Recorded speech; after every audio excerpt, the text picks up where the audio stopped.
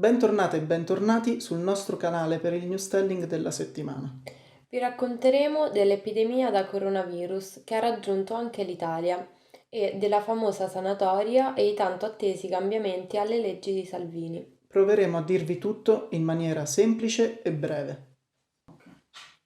Il coronavirus ha creato una grande epidemia in Cina e da circa un mese preoccupa un po' tutto il mondo. In Cina si sono ammalate gravemente tantissime persone e più di 2000 purtroppo sono morte. Nonostante tutti i tentativi per evitare che il virus si diffondesse oltre l'area della Cina, dove è iniziata l'epidemia, ci sono casi di persone malate anche in altri paesi e adesso anche in Italia. Per il momento i contagi hanno colpito in due zone precise dell'Italia, in Lombardia e in Veneto, dove le autorità stanno dando istruzioni di non uscire, di tenere le scuole e i negozi chiusi. Anche sui treni c'è molta attenzione. Il governo italiano sta preparando un piano di emergenza per affrontare il rischio di un'epidemia più vasta. Sappiamo anche che alcuni ristoranti e negozi cinesi hanno problemi a causa della paura della gente che possano essere posti contaminati, ma il rischio non è connesso alla nazionalità delle persone o alla loro origine, naturalmente. I medici non sanno ancora esattamente come si contagia il virus. Dicono solo che molto probabilmente si contagia attraverso l'aria, attraverso le piccolissime goccioline di saliva che vanno nell'aria, per esempio con gli starnuti o con i colpi di tosse o anche solo parlando. La raccomandazione più utile è quella di lavare molto spesso le mani. I medici consigliano anche di non stare vicini a persone che starnutiscono o tossiscono, di non toccare bocca e viso con le mani non lavate e chiamare il 112 o il 1500 se non si sta bene e può esserci una qualche possibilità di essere stati contagiati. Questa malattia può presentarsi come una normale influenza, con raffreddore e tosse, ma poi arriva ai polmoni e può causare una polmonite grave. Le persone con una salute più debole possono avere gravi problemi.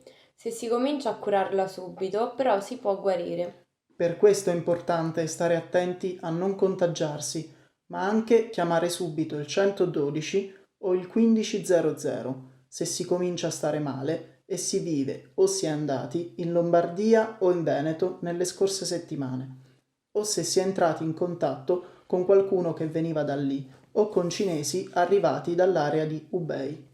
Magari si tratta solo di una normale influenza o di aver preso freddo, ma è meglio farsi controllare, anche per evitare di passare il virus a altre persone.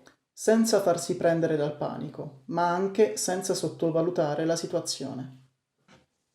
E ora invece proviamo a capire meglio cosa sta succedendo intorno alle politiche sull'immigrazione, perché sembra esserci un po' di confusione e soprattutto fake news che è bene saper riconoscere.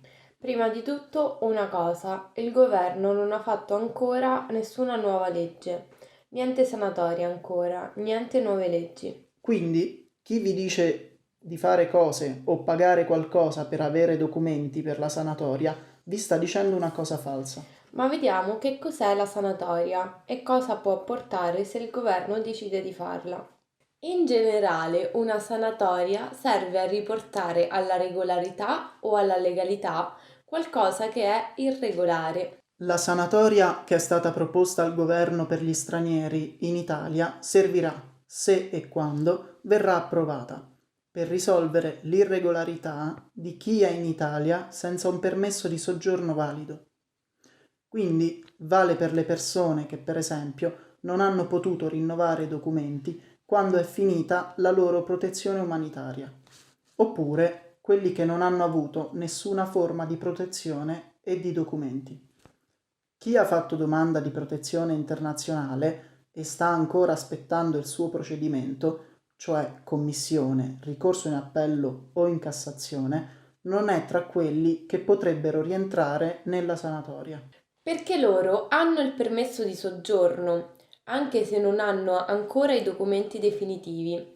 Loro possono rinnovare il loro permesso di soggiorno fino a che il loro procedimento non è finito. Chi è in attesa di una risposta alla richiesta di protezione non è irregolare in Italia. Ma tutte le persone senza permesso di soggiorno potrebbero risolvere i loro documenti con la sanatoria? Ecco, sembra di no. La proposta dice che per andare in sanatoria servono alcune cose: passaporto del proprio paese ancora valido, una casa e un buon livello di integrazione e anche un lavoro. Ma chi non ha il permesso di soggiorno non può avere un contratto di lavoro. Esatto, infatti la proposta dice che ci deve essere un datore di lavoro che vuole assumere e che presenta la richiesta di sanatoria per lo straniero che vuole prendere a lavorare. Quindi la richiesta deve farla al datore di lavoro. Sì, la proposta dice questo. Il datore deve fare la richiesta e deve anche pagare un contributo per la persona che vuole assumere. Questa è la proposta che il governo però deve ancora discutere e decidere. Quindi qualcosa potrebbe ancora cambiare. L'unica cosa che chi ha bisogno della sanatoria può fare è avere il passaporto, avere un posto dove abita e cercare una possibilità di lavoro con un datore di lavoro che vuole assumerlo regolarmente. Tutte cose non proprio tanto facili. Sappiamo che ci sono diversi stranieri che possono non avere il passaporto del loro paese e sappiamo bene che questo è un grande problema anche per passare dalla protezione umanitaria al permesso di lavoro. Sembra che questa proposta di sanatoria ha solo l'obiettivo di diminuire il numero di persone irregolari in Italia e di lavoratori a nero.